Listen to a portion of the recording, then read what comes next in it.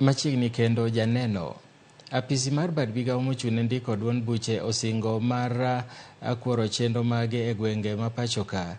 Registrar Nderitu owacho ni chenro oseketi mane noketi yote yudo chenro mage e pachoka duto kaluwore kod chike mathurka.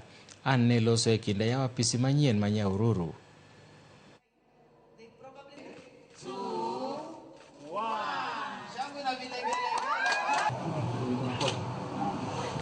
Message for the coordinators group. This is where Mama Upikwa.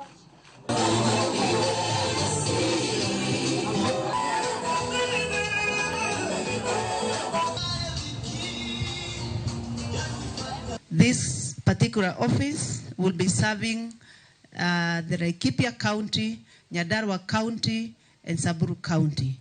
We also have an office nearby, which is Nakuru.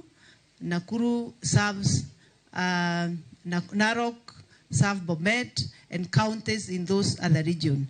Currently, as it has been said, we are present in 12 offices. But it's our desire, as it has been communicated here, that we want to open offices in all the 47 counties.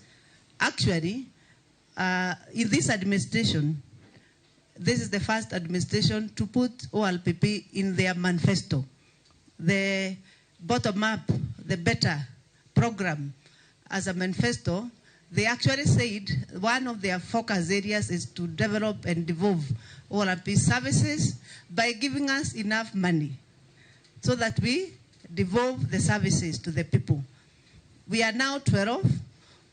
Using this platform, I'm asking the government of Kenya, because through the ruling administration of Kenya Kwanza, to really fulfill their promise in the manifesto that they shall fund the institution called the Office of Registrar of Political Parties to be able to dissolve the services in all the 47 counties. And we are looking forward that we have a responsible government that is going to look into that.